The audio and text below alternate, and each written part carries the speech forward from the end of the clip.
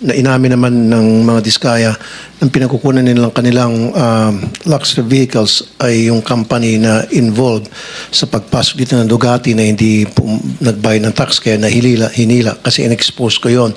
So my question dito sa mga sa Diskaya, mag-provide kayo, are you willing to provide all those documents from the Bureau of Customs na to make sure na nagbayad kayo talaga nung tamang buwis doon sa mga luxury vehicles ninyo na pinalaway nyo sa taong bayan na 28 you said? And also Mr. Chair, siguro patawag natin Bureau of Customs kasi malay mo, meron nga korupsyon doon sa mga project nila. Pati ba naman sa pagbayad ng buwis, lulukoyin pa tayo. So baka meron tayong mahila doon. Are you willing? Yes po. Okay. Number two, dito sa BIR, nabalitaan nyo, of course, last year, palumabas yung video na in-interview itong mga Diskaya tungkol sa kanilang mga ari-arian na sobrang lavish. Nag-issue kayo ng LOA against them? After na makita yung video? Letter of authority? Letter of authority to a corporation. But did you do that? Your Honor, please. Ginawa nyo ba yun para sa Yes, mga Your Diskaya? Honor. There was a letter of authority. Ano pong lumitaw doon sa result ng... It is still an ongoing investigation, Your Honor. 1 year ago pa? I think the LOA was issued 20, if I'm not mistaken, late 2020. 24 or early 2025. Kaya bakit ang tagal? Samantalang pag nag-issue ka ng LOA sa mga Chinese, sa mga beer houses, in 2 weeks na natatapos agad. Siyempre, nagkakaroon ng under the table. So bakit dito ang tagal? We observe some procedures. No, I don't want to. Hindi acceptable yan. Marami akong kaibigan ng mga businessmen, mga Chinese karamihan na nagsusumbong sa akin. Pinapadala nyo ng LOA randomly kahit na alam nyo na walang kasalanan. Gusto nyo lang sigurong maharas or ma-check yung status ng kanilang tax payments. Initial nyo ng LOA. In matters of 2 weeks, maximum 1 month, lumalabas ng resulta ng LOA, nagbabayad na yung Chinese na sinasabi nyong kulang at nagbabayad sila on the side kung kanino man yung Poncio Pilato. Now, dito sa Diskaya, inaabot kayo na matagal. Bakit tumatagal? Dahil nagtatawaran pa? Most of this time that we're consuming, Your Honor, is gathering of some documents from third-party sources verifying the initial information gathered. No, you don't gather documents. They are the ones who should provide you all the documents necessary for you to prove your point. Yes, Your Honor, that's Which true. you're doing it. Again, babalik ako dun. Ang tagal-tagal nyo mag-audit sa mga tulad ng mga Diskaya, pero pag sa mga maliit na negosyante na gusto nyong harasin, ang bilis nyo agad maglabas ng LOA at saka yung result ng inyong investigation, sabi ko nga, 2 weeks lang. In fact, I can provide you names of people na pinirahan nyo dahil sa LOA na yan. Pero mga ito, ang tagal. Bakit nagtatawaran kayo? No, the status of No, this ongoing gusto ko next time, lahat ng mga contractors na na-issue nyo ng LOA, even DPWH officials, ilabas nyo na agad yung resulta. Huwag na patagalin pa. Huwag nang mag-antay pa kayo ng something. Now, District Engineer ng DPWH, Assistant District Engineer ng DPWH Bulacan, the name is Bryce. Etong taon to, meron siyang Ferrari, meron siyang Lamborghini at nakapangalan pa sa wife niya. Okay, alam niyo ba ito? Monitor niyo ito, mga taga-DPWH? His name is Bryce. And he owns a Lamborghini, he owns a Ferrari, and he goes to the casino almost every single night. At meron tayong mga video niyan, pwede tayo humingi ng video niyan sa Soler, sa Okada, at makikita yung pagmumukha niya doon sa VIP room. For the So, hindi niyo monitor to? For the information of Senator Tulfo, his real name is Bryce Erickson Hernandez. There you go. He is the Assistant District Engineer. Andito ba siya? He is not here. Ito po yung District Engineer, Your Honor, No, Mr. Chair. ang tinatanong ni Senator Tulfo, si Bryce. Wala po yata. Okay. So, my next question, wala pa. So, imbestigahan niyo po yon. Kaya naman, at saka gusto ko yung Ferrari niya at saka Lamborghini hilain at i-auction in favor of the government kasi I'm sure yung pera yun galing sa korupsyon yon. Wala siyang karapatan na magkaroon ng ganong klaseng ari-arian tapos nagkakasino pa. Monitor niyo yun. Okay? Now, next. Iloilo City Mayor Raisa Trenya said flood control projects in Iloilo under St. Timothy and Alpha and Omega are non-functional. which caused flooding worth 560 million. So, naka-recover na ba dito tayo in terms of warranty? DPWH?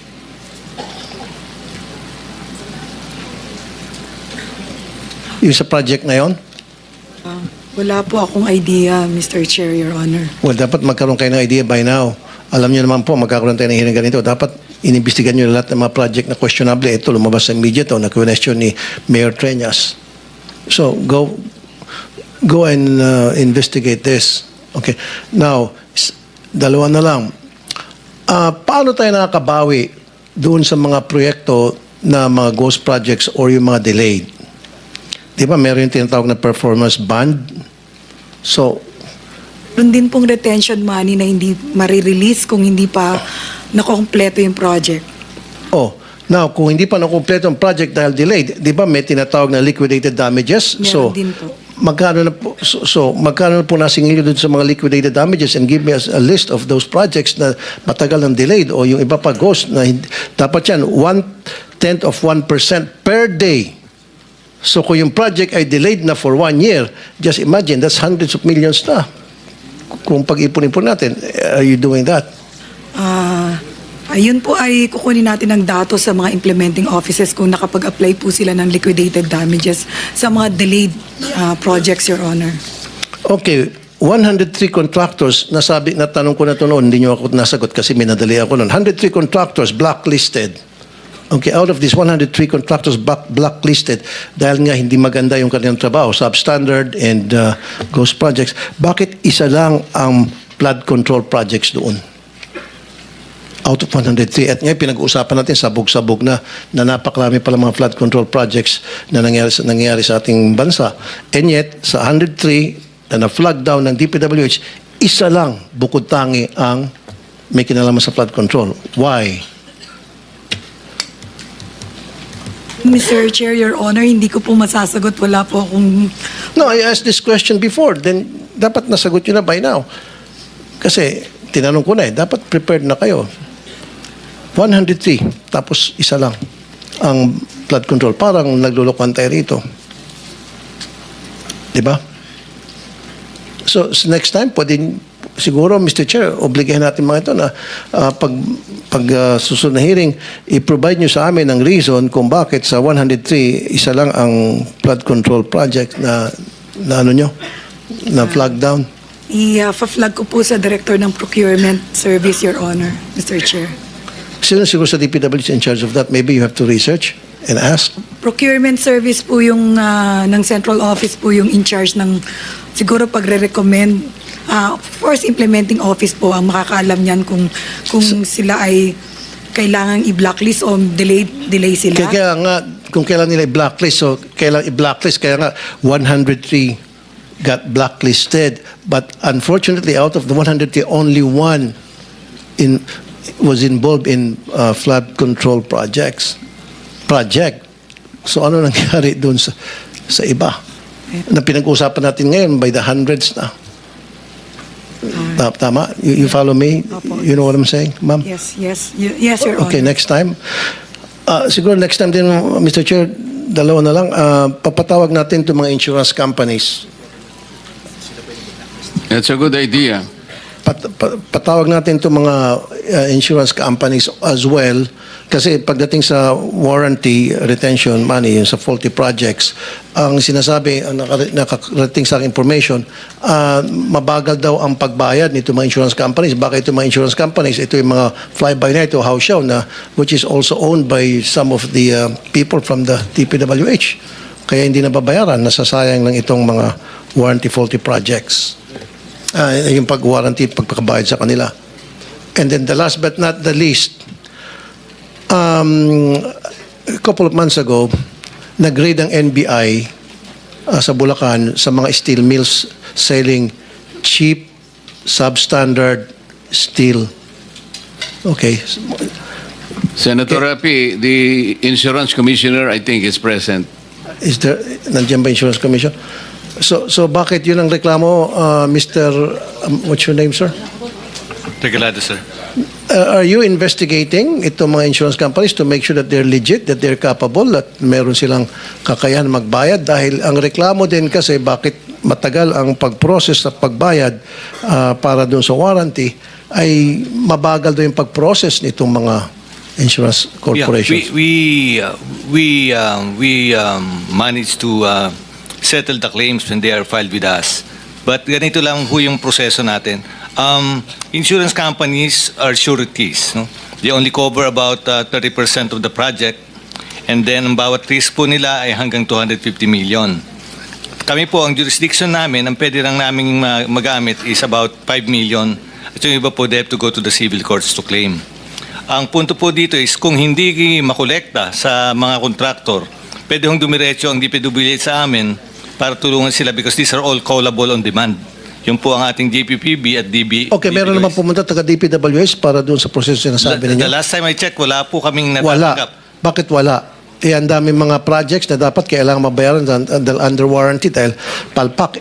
And yet, sabi niyo walang pumupunta. Yeah, wala po. At sinasabi ng DPWH, mabagal daw kasi magbayad yung mga insurance companies. And yet, DPWH doesn't come to you para ilapit. Wala po ang DPWH. Usually ho, it's settled between the DPWH and the contractors. So, DPWH, paki-check ba't hindi lumalapit sa insurance company? Yes, Your Honor. Okay, and last, yung mga cheap steel mills na ito'y paboritong puntahan ng mga loko-loko mga contractors. Alam niyo to, tumatawa kayo ng ulo, especially dyan sa Bulacan, marami yan, nag-raid na nga yung NBI niyan. Unfortunately, yung ginawa nilang raid, house show lang. Matapos nilang raid, humingi lang ng pera, and then umalis na.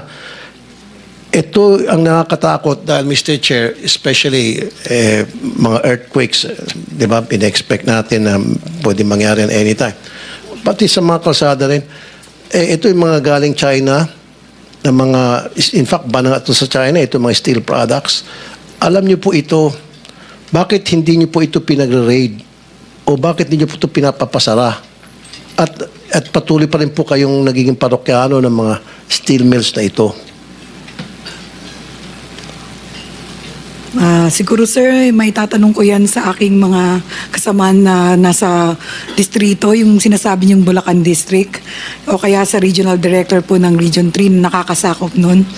Dahil ngayon ko lang po din narinig yung NBI na ni-raid, na nag-raid or something.